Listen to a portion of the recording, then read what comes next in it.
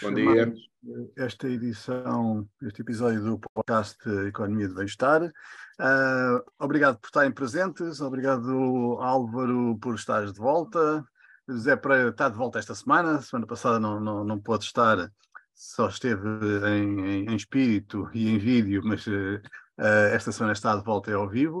Esta semana também não temos o Henrique, pelas razões que ele próprio explicou na semana passada, e desde já deixo os meus votos de que aquele evento no Egito funcione muito bem e atinja os objetivos que a organização pretende. E queria dar as boas-vindas e agradecer a presença do nosso convidado desta semana, o Paulo Pimenta de Castro. Bom dia. Bom dia.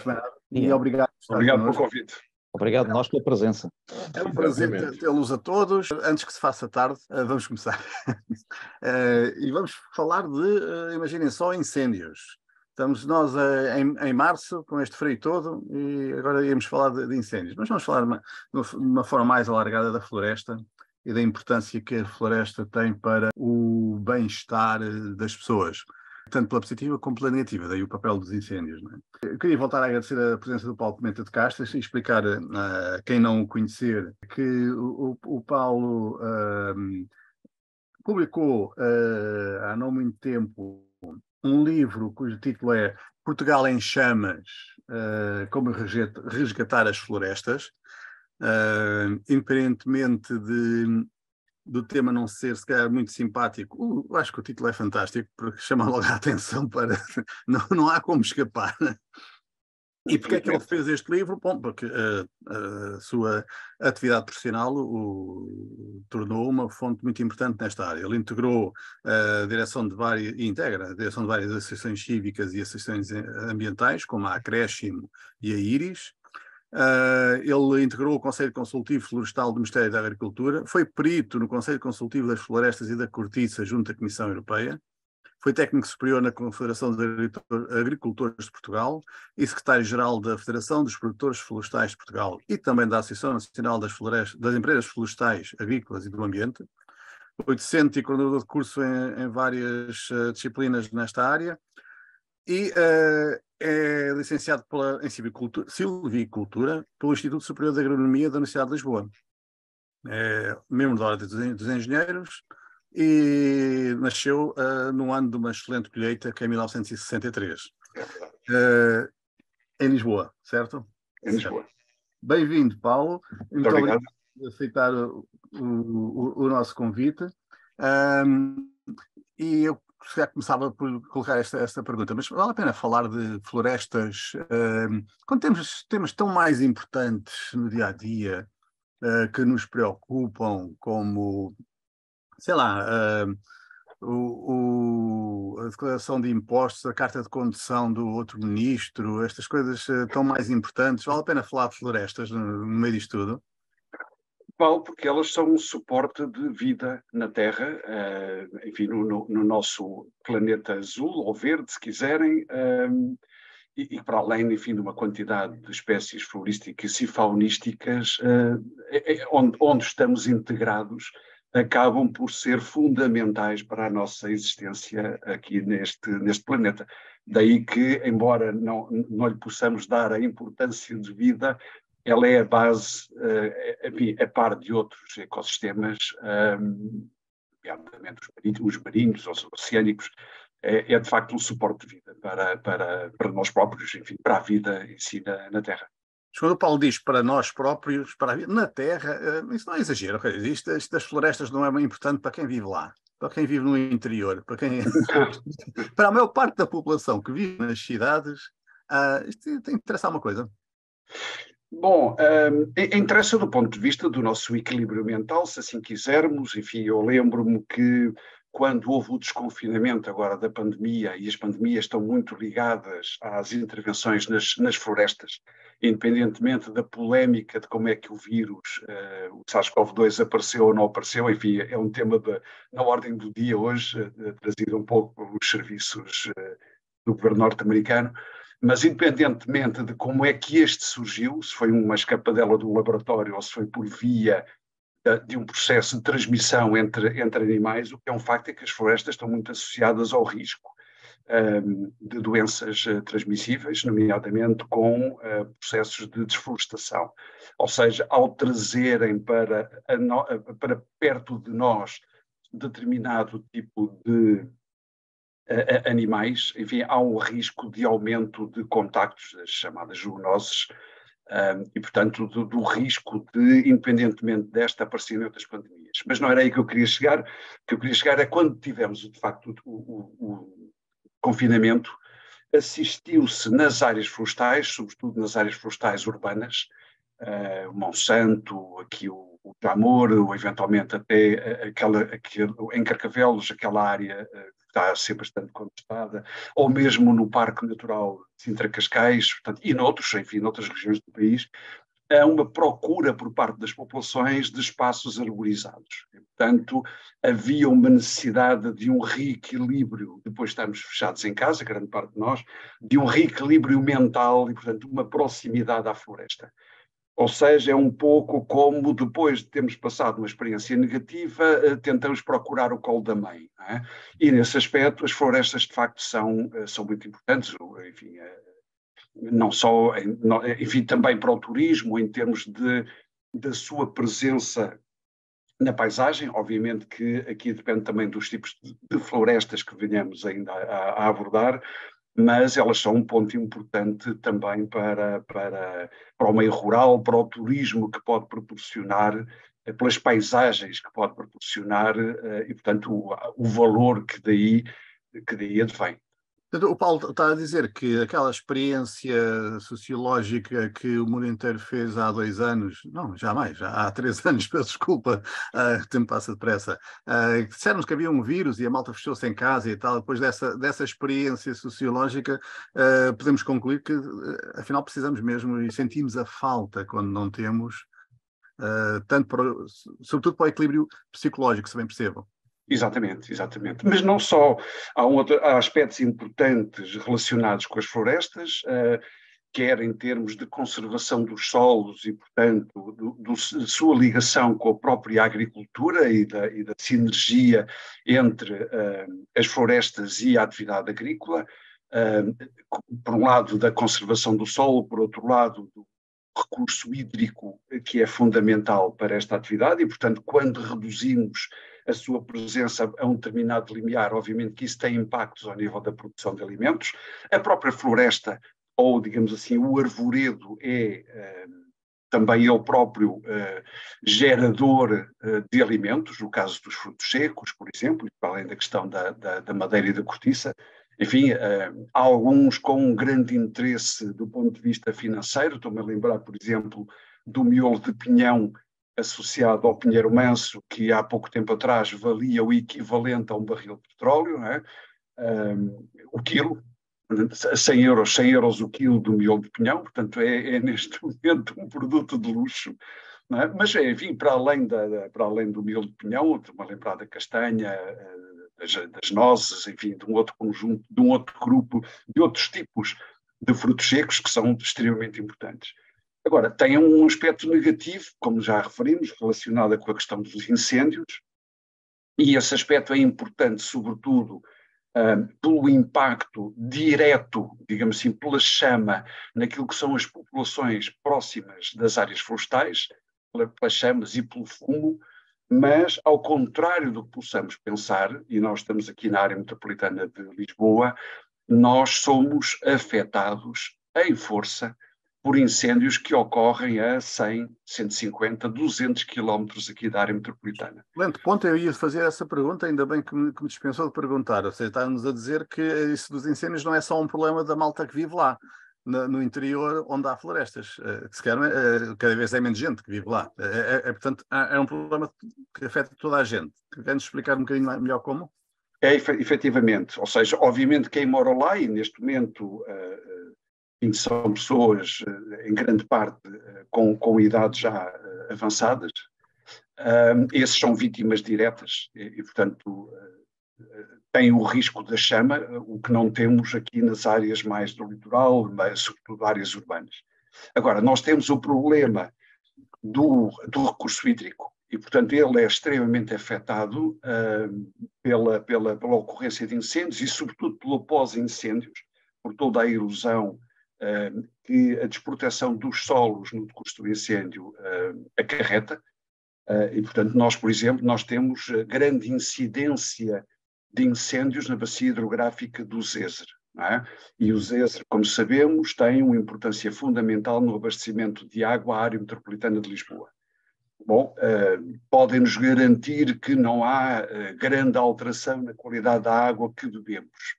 E, enfim, há alguns estudos académicos que dizem que são afetados, são logo desmentidos pela entidade que nos fornece água, dizendo que não é bem assim e que a qualidade está garantida. O que é um facto é que ela acarreta maior volume de desinfetantes, porque obviamente o arrastamento depois dos solos traz um conjunto de micro-organismos associados e um acréscimo de floculantes, ou seja, é preciso fazer depositar aquilo que são as partículas dos solos, que obviamente depois ficam nas barragens, não é? E acabam por encurtar o período de vida das barragens, seja de Cabril, seja da Bolsã, seja de Castelo de Bode. É um dado que, aliás, eu gostaria de saber qual o encurtamento do período de vida dessas barragens pela sedimentação que os incêndios aportam.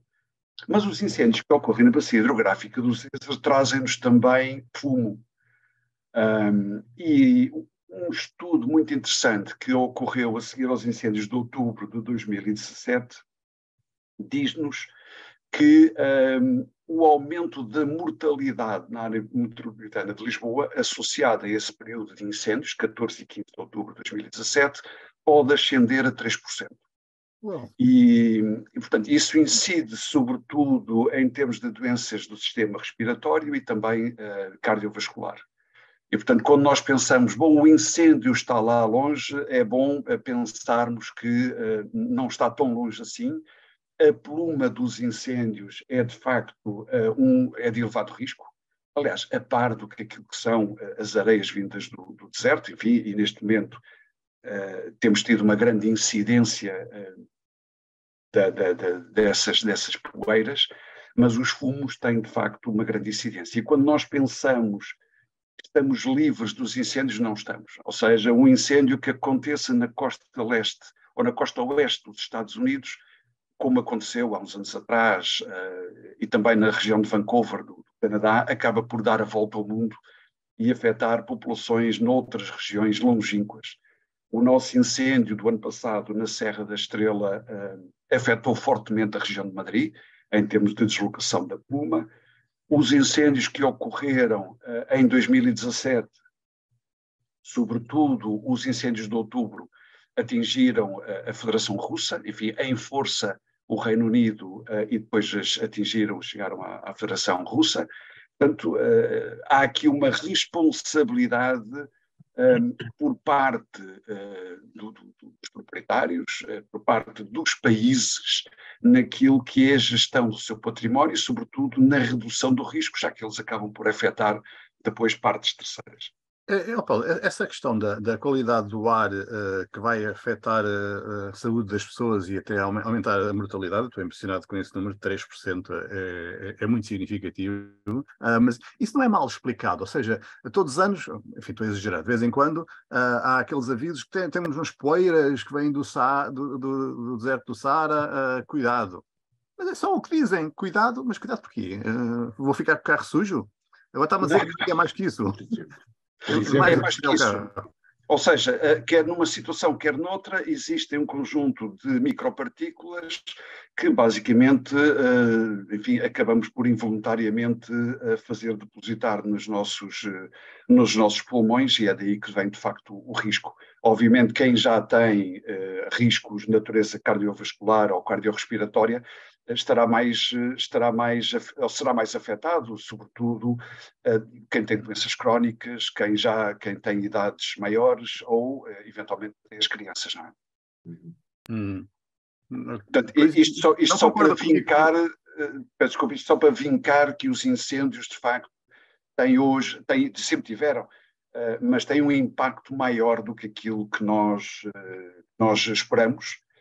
Não ocorrem lá longe, enfim, ou ocorrendo lá longe, acabam por nos afetar também em áreas distantes, a centenas ou a milhares de quilómetros. E não afetam também o nosso bolso? Ou seja, tanto os resultados dos incêndios como o combate aos incêndios não são cada vez mais como é que se diz?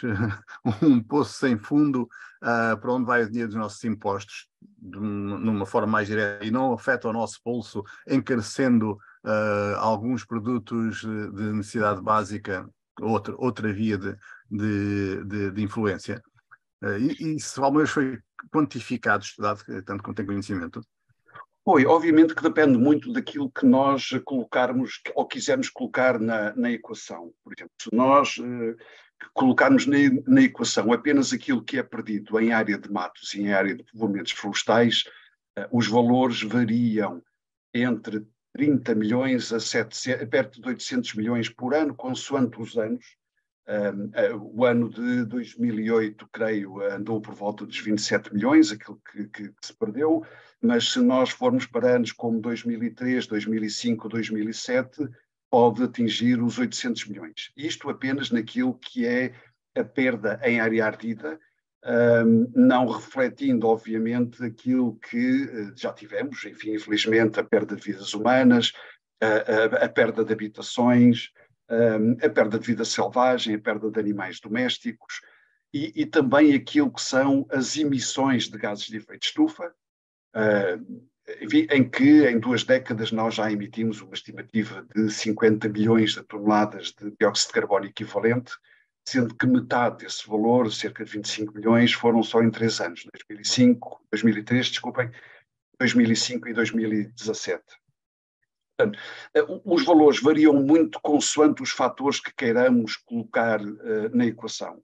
Agora, é de facto um peso grande, tendo em conta que, em termos de área relativa, creio não estar errado se disser que somos o país que mais arde no mundo. Em termos absolutos, nós somos recorrentemente o país que mais arde na União Europeia. Assim foi em 2016, assim foi em 2017, 2018 e o ano passado ficámos em 3º lugar, a seguir à Espanha e à Roménia. A Roménia, curiosamente, é um país que de um momento para o outro começou a ter um grande impacto também associado aos incêndios, eventualmente associado às alterações climáticas ou a negócios associados à madeira. Não é?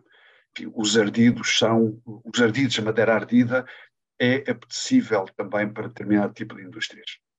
Essa é uma coisa que eu ouço desde que sou criança, ainda não deixei de ser, mas já sou criança há muito tempo e continuo sempre a ouvir essa história que me parece sempre insuficientemente contada, explicada, dos incêndios e da madeira ardida e de quem é que tem interesse económico nos incêndios.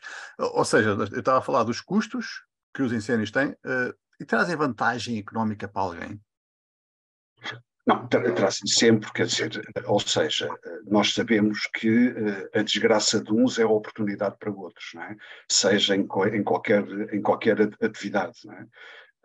Lembro-me que quando penso que foi o Tenorga, que há uns bons anos atrás se afundou ali na fronteira entre o Minho e a Galiza, e toda a gente, enfim, se queixava do derrame de crudo e a atividade dos pescadores, enfim, que foi extremamente afetada, e vão entrevistar um dono de um restaurante na Galiza, ele diz: eu nunca tive tantos clientes, não é? Porque televisões e os serviços oficiais, enfim, nunca geraram tanta riqueza àquele senhor como naquela altura. Portanto, o barco ter-se afundado foi para ele, de facto, uma excelente oportunidade de negócio. Que é basicamente a mesma coisa, ou seja, a madeira ardida, grande parte dela, sobretudo quando as árvores têm maior diâmetro, arde basicamente a casca e, portanto, o interior tem a possibilidade de uso industrial, sendo que as estimativas para o proprietário decrescem brutalmente. Não é? Daquilo que ele julgava ter um valor em verde, acaba por ou dar ou apenas recuperar 10, 20% desse valor a seguir ao incêndio. Não é? Portanto, até porque a durabilidade é mais baixa, não? A durabilidade da madeira ardida. Sim, ela tem que ser aproveitada em curto espaço de tempo. Obviamente que isso também depende de espécie para espécie. Uma aguentar-se-á mais, outra será atacada por insetos e, portanto, entrará em processo de degradação mais rapidamente, já que ela ficou desprovida da casca, não é? Com o incêndio. Pois. Ok, Paulo, eu vou-lhe pedir para comentar uns breves números que eu encontrava o programa. Encontrei. Enfim, fui às fontes habituais, Eurostat e coisas do género, e há aqui um gráfico que me deixou em choque, e por isso eu queria muito que comentasse isso. Assim o Zoom abrisse o bendito fecheiro que eu estou a tentar abrir. Ok, finalmente. Temos aqui uma evolução da área ardida. E se reparar, isto tem valores médios, se tivéssemos aqui uma reta, não estaria muito inclinada. Mas os picos vê-se que são cada vez mais altos. Por outro lado, depois a seguir fui comparar com o número de incêndios. E foi aqui que eu entrei em choque, porque realmente há um decréscimo que eu não pensava que fosse assim. Há um decréscimo muito significativo do número de incêndios por ano desde o início do século. Passámos de quase 30 mil, perdão, para menos de 10 mil nos últimos 2 anos. Enfim, aqui não temos dados de 2022, não tem? 2020 e 2021. Sim. O que me faz pensar faz pensar, não, é matemática, ou a concluir que a área ardida por incêndio tem vindo a aumentar, mas de forma significativa, senão isto não era possível. Isso não coincide realmente creio eu, com a imagem pública que temos de que o nosso esforço de combate aos incêndios tem vindo a subir de eficácia. Podemos daqui concluir que afinal não? Bem, o maior número de incêndios ocorre, de facto, em distritos com maior densidade populacional. E, obviamente, que essa maior densidade populacional acaba por gerar sinais de alerta de uma forma mais rápida e, portanto, esses incêndios, se bem que maiores em número, nomeadamente nos distritos de Porto, de Braga, de Viana do Castelo, acabam por ser rapidamente combatidos. O problema está em regiões com menor densidade populacional, em que, quando a ocorrência é datada, ela já está com um grau de evolução assinalável. Não é? E, portanto, não sendo atacado nos primeiros minutos a seguir à ignição, a probabilidade de ele gerar grandes incêndios é maior. Portanto, temos aqui o fator da densidade populacional e do relevo, que obviamente regiões com maior relevo ou com relevo mais acentuado e menor densidade populacional, a rapidez com que damos pelo incêndio é menor, digamos assim, do que em áreas mais densamente povoadas. Agora, nós, para além daquilo que é o incêndio inicial, nós temos, de facto, grandes problemas com aquilo que chamamos de reacendimentos. Enfim, se focarmos um pouco a atenção naquilo que foi o incêndio da Serra da Estrela, do ano passado, nós, no incêndio inicial, ardeu o equivalente à área da cidade de Lisboa mais metade, portanto 1,5 equivalente à cidade de Lisboa, e depois acabou por arder quase outro tanto no reacendimento. Portanto, nós temos aqui, de facto, um problema de intervenção ao nível do combate, ou seja, os meios eventualmente não serão os suficientes para assegurar operações de rescaldo de uma forma mais eficiente. Obviamente que isto também tem a ver com o número de ignições que ocorram num dia e com a necessidade que tenhamos de afetar meios a várias ocorrências em simultâneo, não é? Paulo, deixa-me interromper só para usar aí uma expressão que nós ouvimos recorrentemente há décadas e estamos sempre a ouvir a mesma coisa, não há meios. Faltam meios. Até a Comissão Europeia, já nos últimos anos, tem vindo a adotar esse discurso e a realmente criar fundos comuns e meios comuns para acudir onde estiver a arder. Deixe-me já agora mostrar aqui o mapa das ignições em 2021, onde suporta um bocadinho aquilo que o Paulo estava a dizer há bocadinho, a percentagem ardida, a percentagem da superfície dos países que teve incêndios é obviamente mais alta nos países do mediterrâneos, do sul da Europa, mas Portugal com alguma incidência. E ele colocar a questão desta forma, mas alguma vez vai haver meios que cheguem? É uma boa questão. Se nós, para além do risco que colocamos no território, ainda não abordamos ainda, colocarmos na equação as alterações climáticas, sobretudo o aquecimento global. Associado a isso, temos um problema de despovoamento do interior, ou seja, as corporações do interior vêm-se cada vez mais fragilizadas pela redução dos seus meios, que depois se tenta compensar com, com corporações de bombeiros do litoral, que obviamente conhecem menos o território onde está a ocorrer um incêndio do que aquelas que estão no local. Portanto, além de uma questão de organização, eu não queria entrar muito por esse meio porque conheço menos ao nível da proteção civil, ligação de bombeiros, etc., mas onde há claramente problemas, e nós assistimos isso no curso dos incêndios, e as próprias populações dão-nos nota disso, porque nunca têm os meios necessários nos sítios certos, mas não entrando muito nessa discussão, nós temos de facto uma redução de meios no interior, fruto do povoamento, e depois o recurso a corporações que conhecem menos o território, e portanto isso também tem que ser tido em conta na equação da área ardida. Mas de facto nós temos um território de risco, e eu devo aqui introduzir um outro aspecto, que é, no último quinquênio, nós damos grande atenção aos matos e ao risco associado aos incêndios em matos, mas no último quinquênio ardeu mais área de povoamento florestal do que área de matos. Não é? E isso é um problema. Deixa-me tentar traduzir para quem não for engenheiro, como é o seu caso, está a dizer que ardeu mais área de floresta que tinha sido planeada e cuidada, do que propriamente de floresta selvagem, matagal.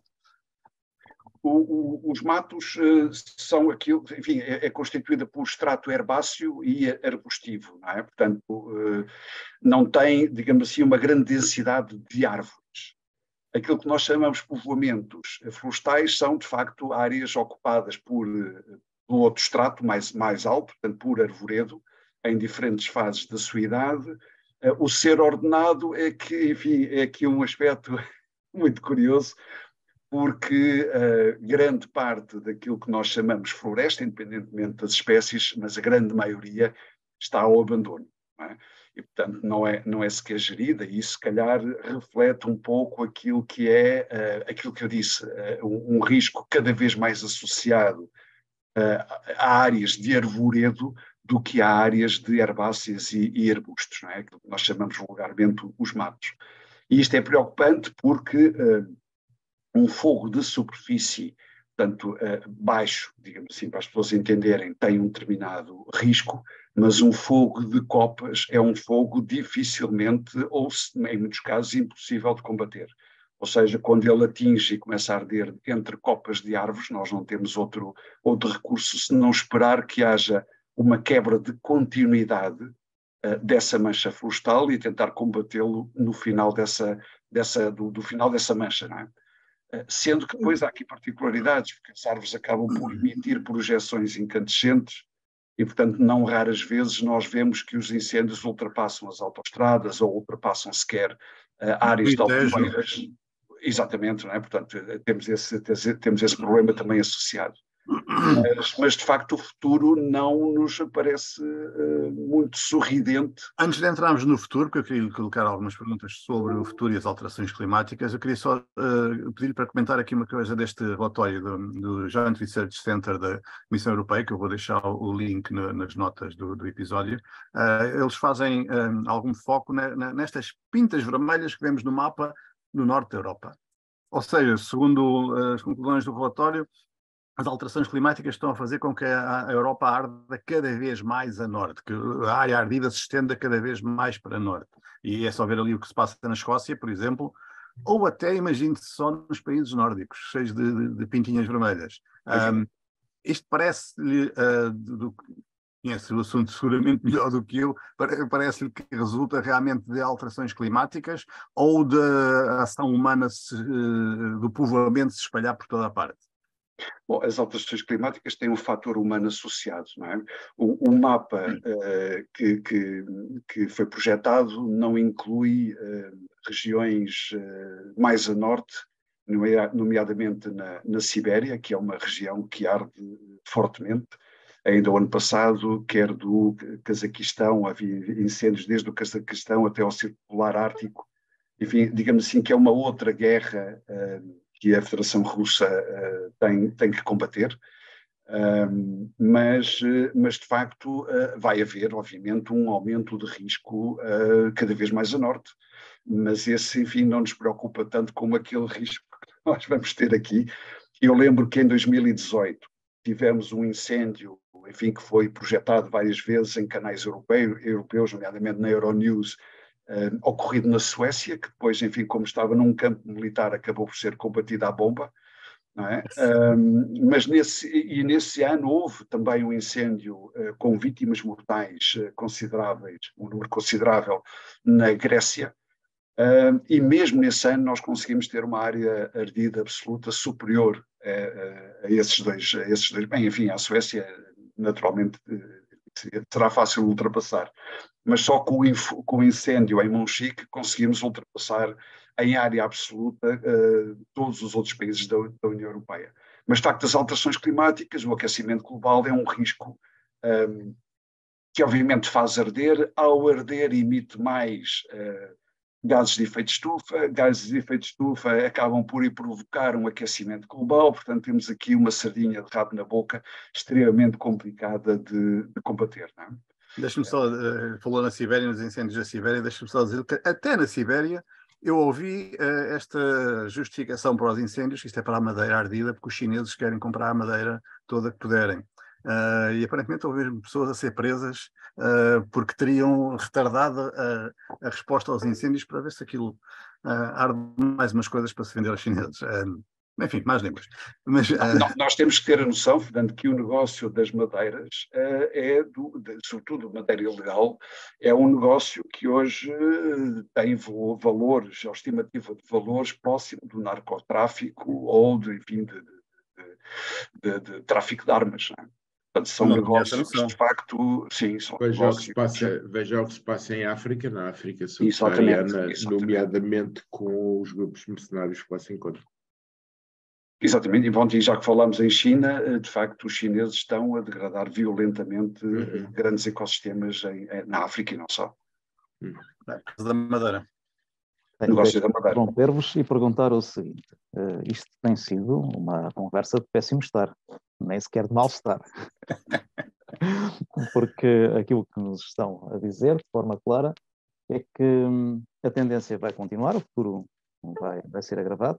Aliás, algo que já é dito desde os anos 80, de forma clara e explícita, nomeadamente descrevendo esta onda global de incêndios, não como um reflexo, não como um efeito, mas como depois, a partir de certa altura, claramente a demonstração, e nem é a causa, é a demonstração de que as alterações climáticas atingiram o ponto sem retorno, era uma das coisas que dizia nos anos 80. E, portanto, quando eu num dos anteriores episódios falei na questão da extinção, não é por mera causa, é porque de facto há todo um conjunto de indicações nesse sentido, de caráter geográfico, ecológico, se quisermos, que aponta nesse sentido. Mas não vamos tanto mal-estar. Eu preferia mudar um pouco a conversa para a componente do bem-estar. E nesse sentido, portanto, fugindo um bocadinho aos incêndios, eu perguntava em que medida é que a floresta pode ser efetivamente um instrumento de bem-estar, tanto em meio rural como em meio urbano, porque efetivamente a floresta é mais água retida, mais solo, mais plantas, mais competência de filtragem de ar, portanto há todo um conjunto de elementos que no fundo fazem da floresta pura e simplesmente o principal suporte de vida do ser humano neste ecossistema. Ser humano e todos os outros seres. E eu gostava de saber o que é que o Paulo pensa sobre esta questão e em que medida é que, por exemplo, a microfloresta nas cidades, no meio urbano, pode ser uma forma muito interessante de trabalhar todas estas questões do bem-estar pela floresta. Eu agradeço voltarmos ao início da nossa conversa, porque, de facto, se nós não cuidarmos devidamente daquilo que são os nossos espaços, dos nossos ecossistemas, e aqui em concreto os ecossistemas florestais, nós temos aquele cenário que tínhamos vindo a discutir até aqui, mas é óbvio que, como dissemos no início, as florestas são um suporte de vida, são fonte de bem-estar, enfim, começando aqui pelas áreas urbanas, elas têm um impacto forte naquilo que é a redução da poluição urbana, da poluição atmosférica, na tal processo de captura de determinado tipo de poluentes. Elas são fundamentais também para evitar ou reduzir o risco de cheias, sobretudo ao longo dos cursos de água, naquilo que são as chamadas galerias ripícolas, e também para conter processos de erosão, de assoreamento.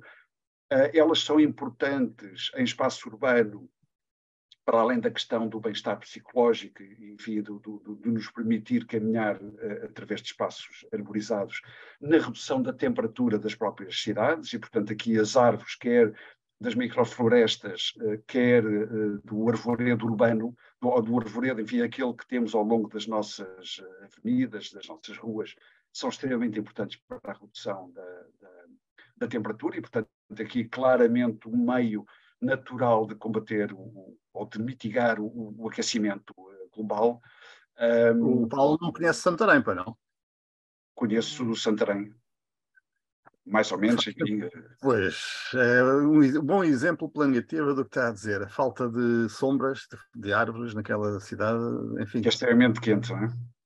Sim, mas temos outros exemplos. Enfim, temos, por exemplo, o caso muito contestado de Aveiro, em que se destroem áreas verdes para construir parques de estacionamento em áreas de cota zero, portanto, junto à ria. Portanto, quer dizer, temos muitos, infelizmente, muitos autarcas dendroclastas, mas obviamente que os autarcas também são pressionados pelas populações, e, portanto, mas esse era um outro tipo de discussão, enfim, do nosso amor pela árvore, não é? Ela tem vindo a crescer, mas, enfim, se calhar por herança do passado, não somos um povo conhecido por um grande amor ao arvoredo, em termos gerais. Eu espero que essa tendência esteja a ser alterada, e um pouco naquilo que temos vindo a falar, da importância, de facto, do arvoredo, quer do arvoredo urbano, quer do arvoredo em espaço rural. Enfim, falamos aqui do turismo, há cada vez mais uma procura por um turismo não de massas, portanto, não de praia, não de litoral, mas um turismo, ou agroturismo, ou se quiserem ecoturismo, e começa a ter um grande peso na nossa balança comercial, e isso obviamente está associado à paisagem, e a paisagem, enfim, uma das grandes componentes da paisagem são claramente os espaços arborizados.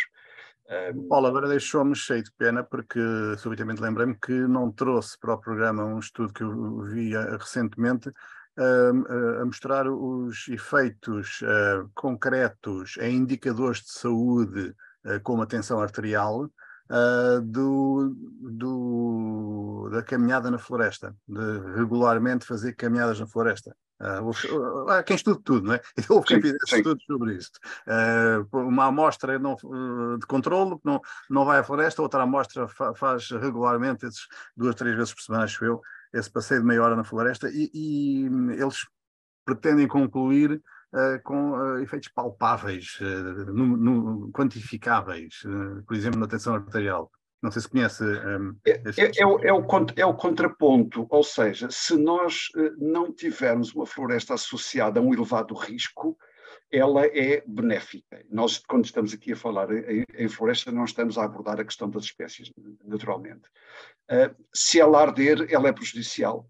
E, portanto, o esforço que nós temos que fazer enquanto país, e sendo nós um dos países que mais arde na União Europeia, e em termos absolutos, volto a dizer, recorrentemente somos o país que mais arde na União Europeia, enquanto nós não alterarmos este estado, esta situação, ela tem um efeito prejudicial. Se nós formos capazes, enquanto sociedade, de preservar os espaços florestais, obviamente que ela terá efeitos benéficos, quer em termos de saúde, quer em termos de adaptação às alterações climáticas. Agora, é uma opção em que a nossa janela de oportunidade está a reduzir-se a grande velocidade. Portanto, ou nós, de facto, alteramos a situação que temos no país, quer em termos de espaços urbanos enfim, o maltrato ao arvoredo urbano, que é uma constante, e nós vemos isso não em todos os municípios, felizmente, mas em grande número de municípios. Portanto, se nós não alterarmos essa situação em espaço urbano e, sobretudo, em espaço rural, se nós não reduzirmos o risco das florestas, nomeadamente através das escolhas de espécies e da gestão dessas espécies, de facto vamos ter um risco crescente. Agora, é importante que tenhamos consciência disso, que está na altura de atuar, e esse período para atuar é cada vez mais curto. Deixa-me aproveitar agora que falou de espécies, estamos a aproximar do fim, e eu não queria deixar de colocar uma questão que foi aqui colocada no Facebook, de uma das nossas espectadoras, que basicamente quer falar de eucaliptos. Ou antes, quero que o Paulo fale de eucaliptos. Já que falou de espécies, essa também é uma questão que eu ouço ser discutida em público há décadas. Afinal, e não chego muito a uma conclusão. Afinal, podemos chegar a conclusões. Então, deixem ver se eu consigo ajudar. O eucalipto em si, a espécie, ou seja, quando nós falamos do eucalipto, do género eucalipto, estamos a falar de cerca de 700 espécies vindas, sobretudo, da Oceania, na sua grande maioria. O que nós temos em Portugal, em 99% quase, é o Eucalyptus globulus, e, portanto, temos outras como ornamentais, o Camaldulensis, enfim, temos várias como ornamentais, e essas como ornamentais não nos afetam grandemente. O grande problema aqui não é o eucalipto em si, mas as plantações de eucalipto. E as plantações de eucalipto para fins industriais, nós temos no país regiões onde elas produzem na ordem dos 20, 25 metros cúbicos hectare ano de madeira, e, portanto, são essas rentáveis, e vamos admitir que essas, enfim, são geridas, mas temos uma média nacional de produção que anda nos 6 metros cúbicos hectare ano. Isto quer dizer que, para além dos espaços em que ela tem boa produção e, portanto, onde o risco é reduzido, nós temos grande área em que não há, de facto, uma gestão, as produtividades são miseráveis e o risco é extremamente grande. Isto para dizer que nós, neste momento, temos 9% do território continental ocupado por eucalipto, dos quais 6% não são geridos, ou são mal geridos ou estão abandonados, e apenas cerca de 1% tem aquilo que se pode considerar, à luz das práticas silvícolas, como de gestão adequada. Obviamente que os 2/3 que estão mal geridos ou estão ao abandono acabam por comprometer o outro 1/3. E eu lembro, por exemplo, enfim, é recorrente dizer que aquele território que está na posse das celuloses das empresas industriais é bem gerido, mas em 2017 ardeu-lhes o equivalente a toda a cidade de Lisboa, em termos de área, não é? Portanto, por muito bem gerida que seja, há sempre o fogo que vem das áreas mal geridas, e quando estamos a falar em fogo de eucaliptal, como de pinhal, são fogos de copas, portanto, aqueles tais que, enfim, como diz um amigo meu aqui próximo, é aquele incêndio que nem Deus que lá quer estar, não é? Quanto mais os bombeiros para o combater. Para além de que o eucalipto tem um problema, que aliás é recorrente também noutras espécies, a diferença é a distância a que consegue emitir projeções incandescentes, ou seja, pedaços de casca, e nós vemos isso na televisão, quando estão a fazer reportagens em áreas de ocorrências, vemos uma quantidade de fluidos a passarem no ecrã de um lado para o outro. Bom, essas conseguem atingir áreas ou distâncias que podem chegar a 3 ou a 6 km, já foram detectados, ou a mais, a 8 km já foram registados. Portanto, quando nós pensamos que há um maluquinho a pegar fogo em várias áreas numa determinada freguesia ou num determinado concelho, na prática acabam por ser as projeções de eucalipto que vão provocando focos secundários. E numa situação de grande seca ou de ventos muito fortes, nós acabamos por ter um risco mais associado aos focos secundários do que muitas vezes ao fogo principal. E depois temos aqui outro problema que tivemos em outubro, que é se eventualmente o solo estiver úmido, há o risco de germinação, que era um problema que nós não tínhamos de uma forma acentuada há uns anos atrás, mas que tivemos em outubro, em que chegamos a ter milhares de plantas dezenas de milhares de plantas por hectare, enfim, ou seja, estamos a campos de milho, mas neste caso ocupados por eucalipto, que neste momento têm vindo a crescer alegremente, e portanto se o incêndio toca numa área daquelas, não nos primeiros anos, o risco é reduzido. O eucalipto tem uma folha juvenil azulada e essa tem uma boa quantidade de água e, portanto, o risco aí é reduzido, mas quando ela muda a folha, para aquela folha filiforme, acinzentada, essa está carregadinha de óleos, não é? E, portanto, o risco aí é grande. Por isso é que eu dizia há pouco que nós devíamos regular a produção de eucalipto para permitir apenas não a quem eu quero ter, mas a quem a pode ter. E pode ter aquele que garanta, tem condições técnicas e financeiras para não abandonar.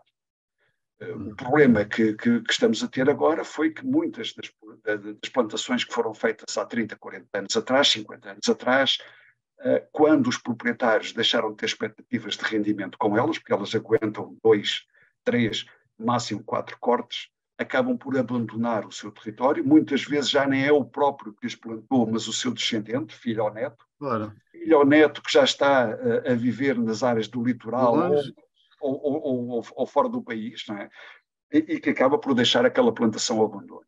Esta é uma espécie extremamente instável, portanto, do ponto de vista de risco, e que acaba, depois nós falamos dos incêndios, mas temos que pôr aqui também a questão nos agentes bióticos, ou seja, nas pragas e doenças, que estes territórios abandonados acabam por comprometer áreas, digamos, com gestão adequada. Bom, isto, do meu ponto de vista, acaba por trazer até um problema de abastecimento à própria indústria, que depois se vem chorar dizendo que precisa ainda de mais área, não é?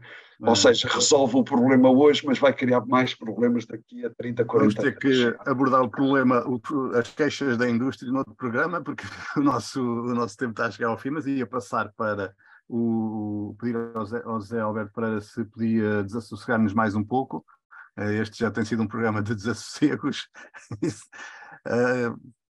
Fazes favor? Ok, então, como a minha função é desassossegar, vamos começar já assim. Existia, que já faleceu, um célebre produtor agrícola e florestal, nomeadamente no Montado de Sobro.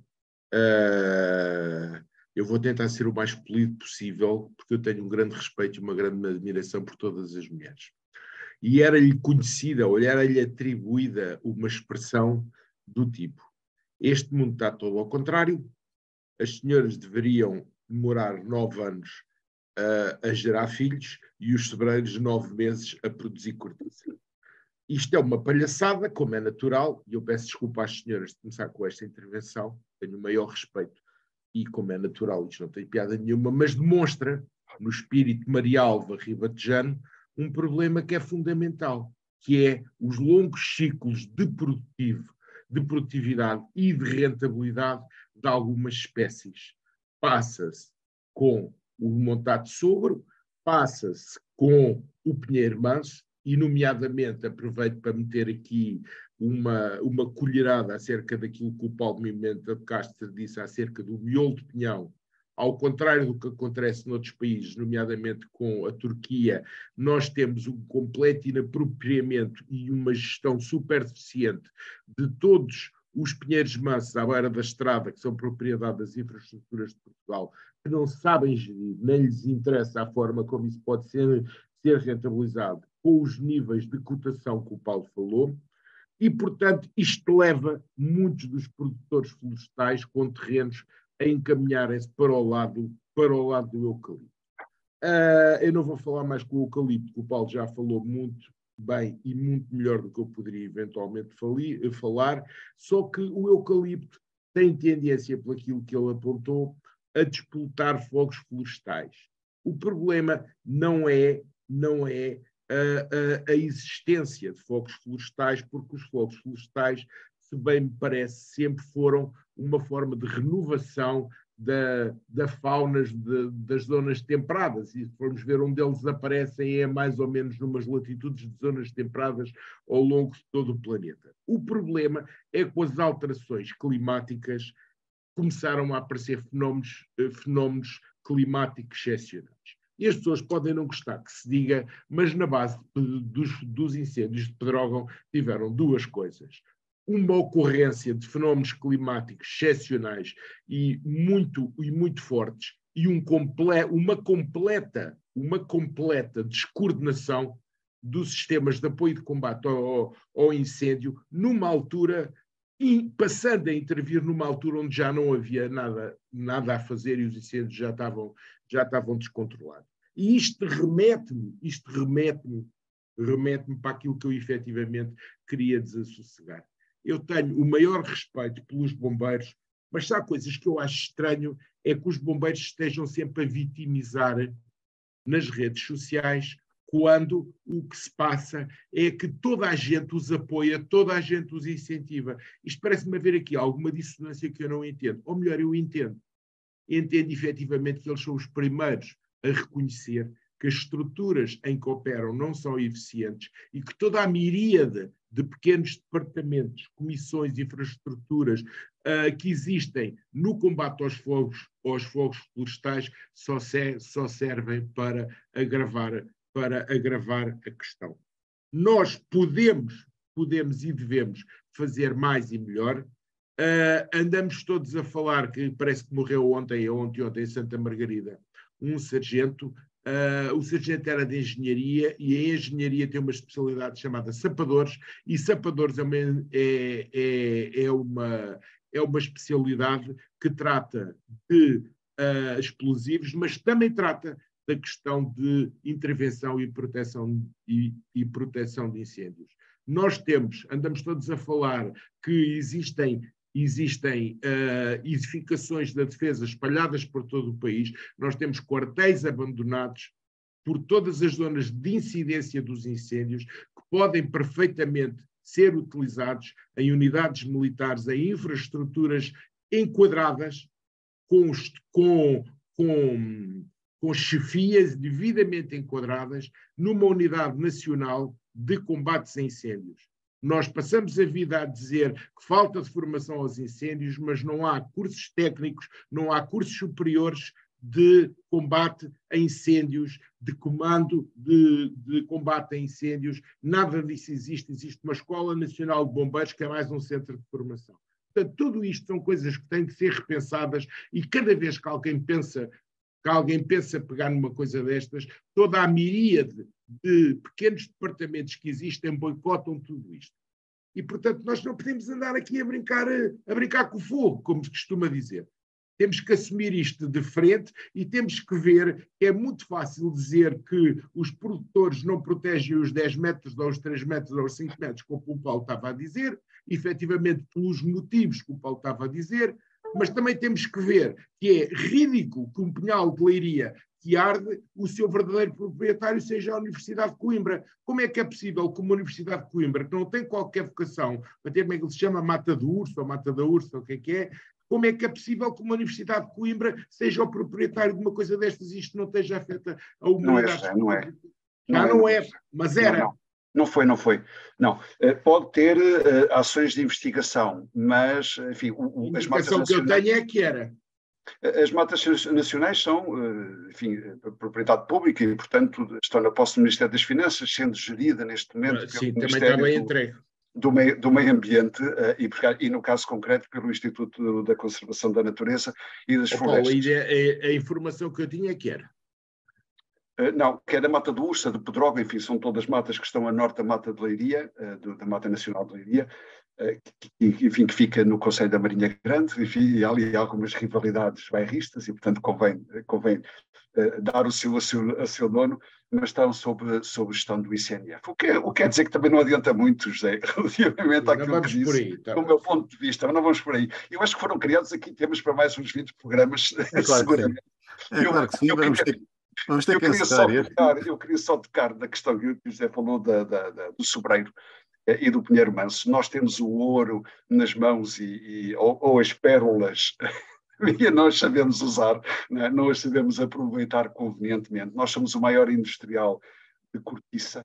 Enfim, nós sabemos que a utilização da cortiça não implica o derrubo da arvoredo e, portanto, é um material excelente. É um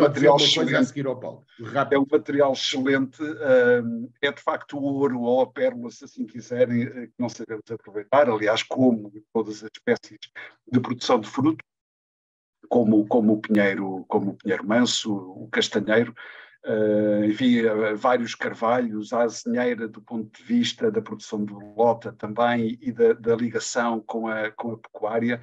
Nós, de facto, temos um território excelente, mas, como diziam os romanos, não nos governamos nem nos deixamos governar. E esse, de facto, é o problema que nós temos. Nós temos as pérolas e nós sabemos aproveitar. Para sabermos governar-nos, para nos sabermos governar. Não. Eu não defendo essa posição. O problema que se passa é que nós centramos a nossa produção de cortiça na rolha. Tudo que seja alternativa à rolha, nós, por isso simples, não exploramos ou exploramos de forma artesanal. Podemos dizer, os foguetões têm uma placazinha de cortiça. Os soalhos podem ser de cortiça, mas nós nunca desenvolvemos essas alternativas. Os americanos gostam. Não, só 2 segundos. Os americanos gostam de ser eles a controlar o processo produtivo, resolveram a situação com uma rolhazinha de plástico chamada screw cap. E a rolha de cortiça começaram a fazer campanha, coisa que nós nunca fizemos. É só isto. Falar sobre a info-inclusão ou info-exclusão, o que cada vez mais tem na saúde um papel fundamental. Nós íamos fazer uma consulta, fazer um aconselhamento presencialmente, até há poucos anos atrás. Eventualmente íamos por telefone numa situação de maior urgência. Hoje em dia é possível fazer muita da atividade de saúde através dos meios digitais. Desde as teleconsultas, a recepção do receituário através dos telemóveis e de outros meios similares, como o e-mail, até a autorrealização de exames, a autorrealização de utilização de sensores que podem dar indicações clínicas aos médicos, por exemplo, o controle dos pacemakers, até, enfim, todo um outro manancial de recursos que está neste momento a chegar, que se prende com os cuidados pós-hospitalares.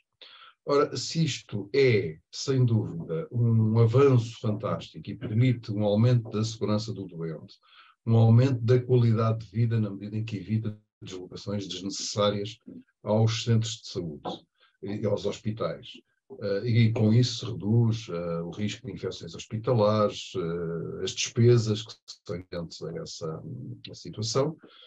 Por outro lado, está a gerar em todo o mundo novos fenómenos de exclusão, designadamente por parte das pessoas que são ditas info-excluídas, isto é, as pessoas com maiores dificuldades de utilização dos meios digitais, como os smartphones, o computador, etc.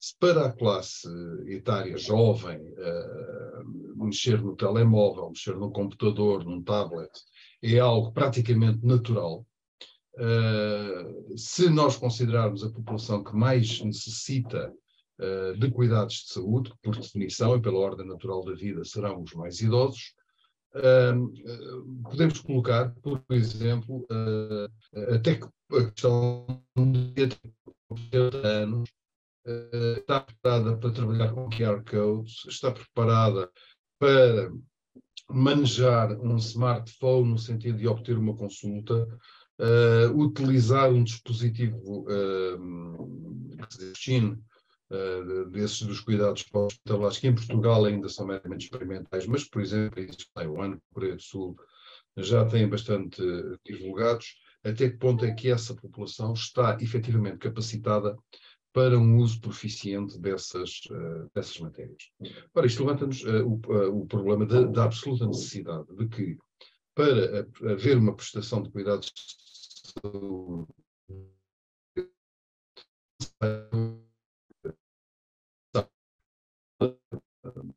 digital, uso pelos dispositivos dos aplicativos que a pessoa pode precisar deles no seu dia-a-dia. E destaque, por exemplo, um bastante frequente, como é a utilização dos telemóveis para a leitura dos sensores da diabetes. E foi esta a rúbrica de hoje do Henrique Lopes, e agradecer a quem nos teve a aturar durante este tempo.